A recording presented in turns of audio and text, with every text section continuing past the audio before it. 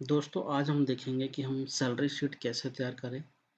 कोई भी कंपनी के अंदर सैलरी शीट तैयार करने का सारा काम एचआरए के पास होता है और इसके अंदर कैसे सैलरी शीट तैयार करनी है वो आज हम डिस्कस करेंगे। सबसे पहले यहाँ पे सीरियल नंबर आप शो कर दो। एम्प्लॉय जितने भी हैं आपने यहाँ पे नाम मेंशन करना है उनका, और उसी के साथ कोई अगर आपने कोई कोड दिया हुआ है आपकी ऑर्गेनाइजेशन में, उसका कोई कोड है तो उस केस में यहाँ पे आ जाएगा। उसका जो भी यूएन नंबर है ईपीएफ का वो मेंशन हो जाएगा। अब यहाँ पे हमने कुछ बेसिक सैलरी ली हुई है। बेसिक सैलरी को हम कैसे कंप्यूट करें आगे फर्दर, उसे कितनी सैलरी देनी है वो हमने आज सीखना है। तो हर एक कंपनी का डीए एज पर एग्रीमेंट होता है, तो हमने यहाँ पे मेंशन किया हुआ है कि हमारा डीए 10% ऑफ बेसिक सैलरी। तो यहाँ से हम फॉर्मूला अप्लाई कर देंगे। ये देखो, प्लस बेसिक सैलरी इंटू 10%, और ये आप सीधा ड्रैग कर देंगे यहाँ तक। ये कैलकुलेट हो गया कि इसके अंदर बेसिक के अंदर आपको ये डीए मिलेगा। उसके बाद नेक्स्ट है एचआरए। एचआरए कितना मिलेगा? एचआरए का यहाँ पे मैंने आपको दिया हुआ डिटेल कि एचआरए मिलेगा बेसिक प्लस डीए का 40%। तो यहाँ पे आपने क्या करना है, सम करना है, bracket start basic and DA bracket close into 40%।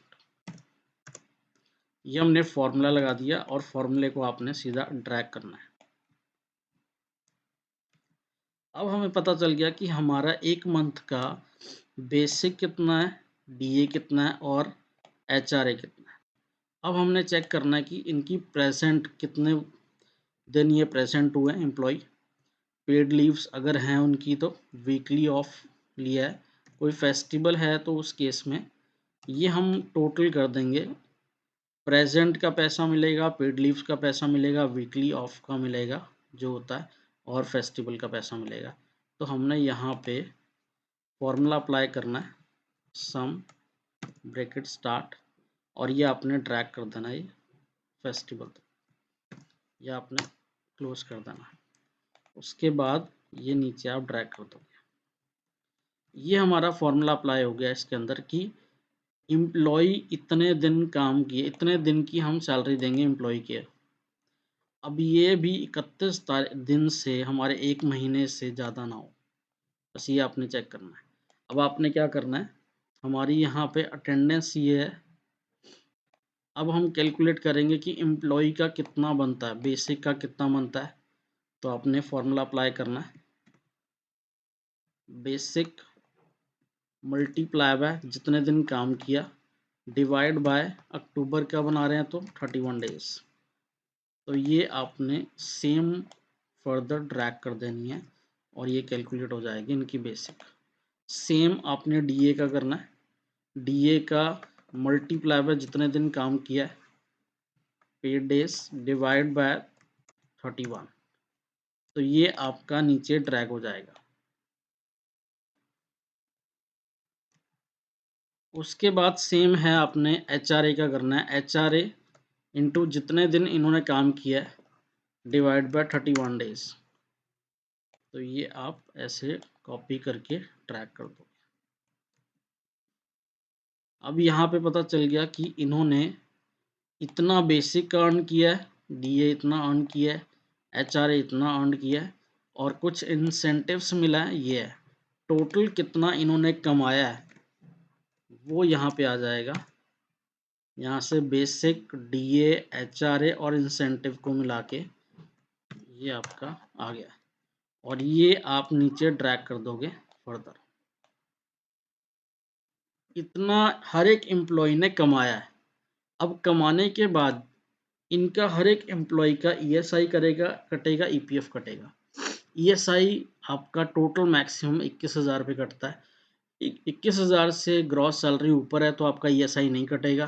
तो मैं आपको ईएसआई का बता देता हूँ। ESI amount 0.75% of gross. Gross कितनी है, यहाँ पे टोटल ये ग्रॉस है इंटू 0.75%, ये आप यहाँ से ड्रैग कर दोगे। अब यहाँ पे अगर आप देखोगे कि यहाँ पे 21,000 से ऊपर 21,000 से ऊपर इन तीनों की सैलरी है और एक इसकी सैलरी है, तो यहाँ पे इनका ईएसआई नहीं कटेगा। तो यहाँ से मैंने डिलीट कर दिया। इनका ईएसआई नहीं कटेगा, बट ईपीएफ सबका कटेगा। ईपीएफ आपका किस पे कटता है? Basic plus DA. आपको ऊपर मेंशन भी किया हुआ है, EPF equals to 12% of basic plus DA. तो हमारा बेसिक और डीए का 12% हम इसके अंदर फॉर्मूला अप्लाई करेंगे। यहाँ पे हम कैलकुलेट करेंगे ईपीएफ सैलरी। ईपीएफ सैलरी क्या है? Basic plus DA, basic plus DA. तो यहाँ से हम ड्रैग कर देंगे। अब इसके अंदर आप ये देखोगे कि यहाँ पे मैक्सिमम टू 15,000, अगर 15,000 से ऊपर सैलरी है तो आपने यहाँ पे 15,000 करनी है। यहाँ पे मैक्सिमम ईपीएफ 15,000 पे होगा, बाकी सारा 15,000 के नीचे है। तो उसके अंदर हमने करना है यहाँ ईपीएफ की सैलरी इंटू 12%। ये आपका आ जाएगा, ये कॉपी कर लोगे, ड्रैग कर दोगे। अब उसके बाद किसी एम्प्लॉई ने अगर एडवांस सैलरी ली है, ये डिडक्शंस हैं, एडवांस सैलरी ली है, यहाँ मेंशन कर दो। कोई टीडीएस कटा है वो मेंशन कर दो, लेबर वेलफेयर फंड है वो मेंशन कर दो, और प्रोफेशनल टैक्स है वो मेंशन कर दो। टोटल इस सैलरी में से कितनी डिडक्शंस हुई हैं वो आप यहाँ पे फॉर्मूला अप्लाई कर दोगे, प्लस कर दो ये सारा, और ये सारा जो प्लस किया है आपने ये ड्रैग कर दो नीचे। अब हर एक एम्प्लॉय को कितनी सैलरी रिसीव हुई है वो आप कैसे बनाओगे? सम डायरेक्ट भी कर सकते हो, ये टोटल सैलरी माइनस जितनी टोटल डिडक्शंस हुई हैं इनकी, वो नेट करके अपना इतना आपने हर एक एम्प्लॉय को पे करना है। Thank you.